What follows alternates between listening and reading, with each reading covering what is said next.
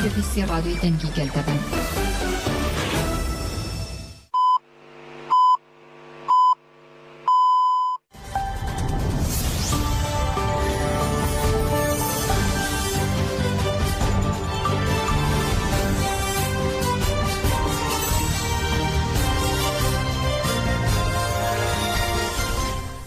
سڵاوتان نەبێ هەواڵەکانیم کاشوارەتان پێشکەشەکەین.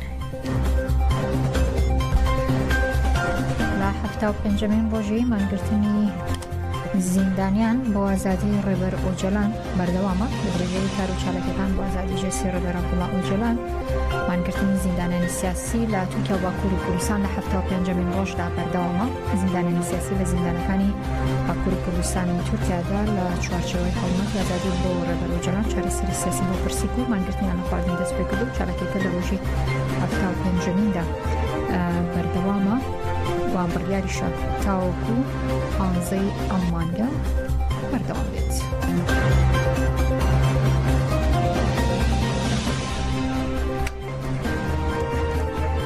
بۆ ئازادی جەسەی ڕێبەر عەبدوڵڵا ئۆجەلان خۆم دەزانن کە ڕێپێوانی مەزنی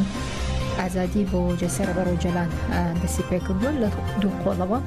ئەمڕۆ لە ڕۆژی نۆهەمیندا بەردەوامە بەشداروانی ڕێپێوانی ئازادی بە جۆش و خۆشەوە لە هەزەخ دوێنێ پێشوازیان لێکرا و باسییانەوە کرد کە ئازادبوونی ڕێبەر ئۆجەلان بەردەوام دەبن لە تێکۆشان. بمیناکە نەلسۆن ماندێلا حەیانەها سەرۆکاتی ji bo vê dozê ji bo vê meletî bedeleke giran didê. Ew bedel tişta ku kevê ser melê me meletî bi kurtwarî em serokê xwexweyî derkevin bi rihê botanê bi coşa botanê dengê xwe bidin îmradê. لە کەمپی پەنابەرانی مەخموری چالاکیەشی گریکە بۆ ئازادی جەسەی ڕێبەر ئۆجەلان دەستی پێکردووە لە 270مین ڕۆژدا لەگەڵ گروپی چولیەکەمیندا بەردەوامە. مامۆستا عومەرکارە لە گوتەیەکدا ڕایگەیاند کە بۆ ئازادی جەسەی ڕێبەر ئۆجەلان دەستمان بەم چالاکیە کرد و باسی لەو کرد هەر کوردێک لە هەر کوێک بێ پێویستە لە ناو تێکۆشاندا بێت. Di kesayeta şehitaviyan de em hemû şehîdên Kurdistanê bi bîr tênin û bejna xwe li ber wan ditawînin. Hemû hevala dawetê deqeyek rêzgirtin ji bo giyanê şehîda dikin. Şehîd jînin, jiyanin bêmirinin.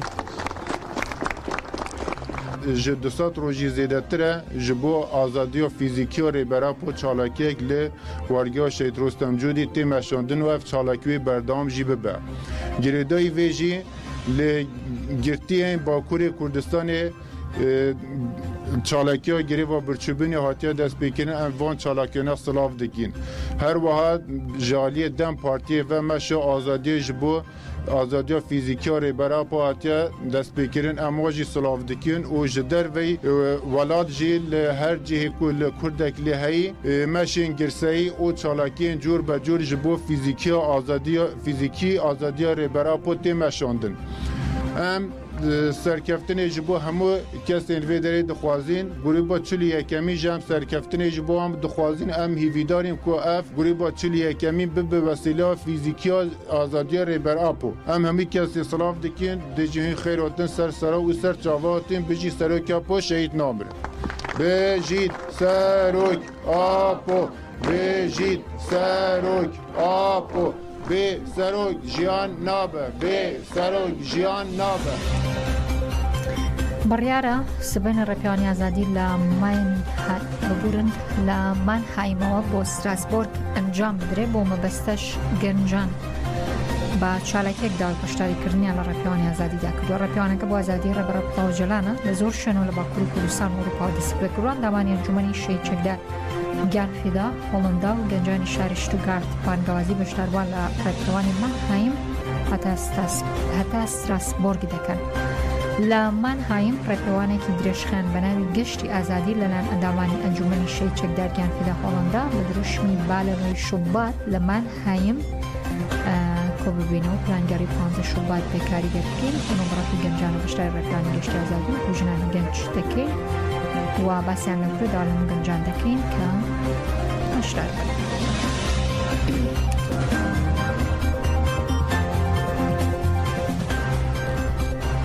لە شاری ئۆپسالای سوید بە ناونیشانی تورکیا ڕاستی نوێی کورد کێشە ئەڵتەرناتیڤ و چارەسەری و بە سەرپەرشتی ئینستیتوی کوردی ستۆکۆڵم بە پاڵپشتی ABF کێکێکە لە دامەزراوە سەرەکیە کولتورەکانی سوید کۆنفرانسێک بەڕێوە دەچێت. لە شاری ئۆپسالای سوید لە بڕیارە سبەینە کاتژمێر دەی پێش نیوەڕۆ ببورن کاتژمێریەکی پاش نیوەڕۆ لە هۆڵی کۆنفرانسی زانکۆی ئۆپسالا بە ناونیشانی تورکیا و ڕاستی نوێی کورد کێشە جێگرە و چارەسەری لە زانکۆی ئۆپسالا کە کۆنتترین دامەزراوی پەروەردەی سویدا کۆنفرانسێک بڕێوە بچێت کە بەنامی کۆنفرانسەکە لە دوو کاتی دانیشتن بەڕێوە دەچێت کە بەشی یەکەم باس لە پەیوەندی نێوان دیموکراتیزەکردنی تورکیا و پرسی کوردەکە و گۆشەگیری کاتەگۆری کوڕژەمی دورگەی ئیمرالی واوکات باس لە نەریتێکی استراتیژی سیاسەتەکانی داخستنی حیزبەکانی دەوڵەتی تورک و بەشی دووەمیشی باس لە سەرچاوی مانیفێستی ژیان و ئازادی ژن تاوانبارکردنی ڕەوەندی کوردی پرۆسەی ناتۆی سوید لەگەڵ لەیەکچوونەکانی کوردستان و فلەستین و تێڕوانینەکانی تورکیا لە هەرێمی کوردستان کە هەرێکی لە مژارانە لەلایەن مامۆستا و ئەندامانی سەنتەری ئەوروپی ژنەلۆژی و هاوکات چەندین کەسایەتی گرنگەوە پێشکەش دەکرێت. هەپەکە ناسنامی گەریلایەکی ئاشکرا کردووە ماوەندە ڕاگەاندن و چاپەمەنی هەپەکە ناسنامی شەیدێکی بەناوی سەرحەد تێکۆشین بڵاو کردوەوە کە ڕۆژی حوتی ئاداری 2023 لە هێرشی دوژمن بۆ سەر هەرێمی شەید دەلین لە ڕۆژ ئاوای زاب شەید بوو. هەپەکە دەڵێت کە هەواڵمان سەرحەد لەو کاتەوەی کە بەشداری لە ڕیزەکانی گەریلادا کردووە تا ساتی شەهیدبوونی خاوەن بەشداربوویەکی بەهێز و ڕێپێوانێکی بێ وچان بووە و باس لەوە دەکات کە ئێمەش بەڵێن دەدەین کە خەونی هەواڵمان کە ئازادی کوردستانە بەدی بێنین و بەکە ناسامی شەیدەکەی بەم جۆرە خستۆتە ڕوو سەمێح کە ناسراو بەسەر حەتێکۆشین لە ڕزڕوم لەدایک بوو حوتی ئاداری 2023 لە زاب شەهید بوو.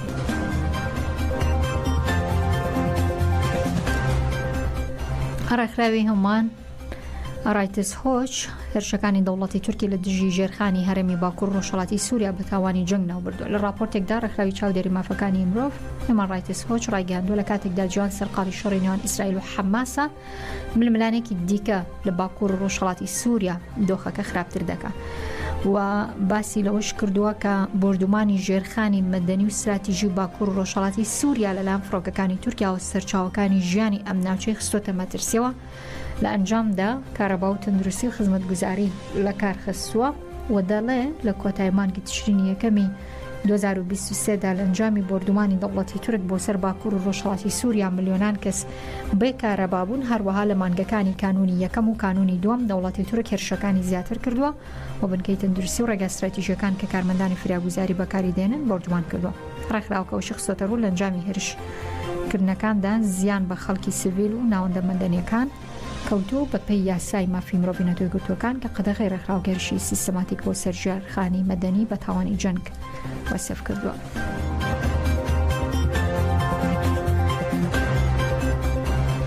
ڕۆژ بە ڕۆژ دۆخی ئابووری مامۆستان و فەرمانبەران بەرەو خراپتر دەچێت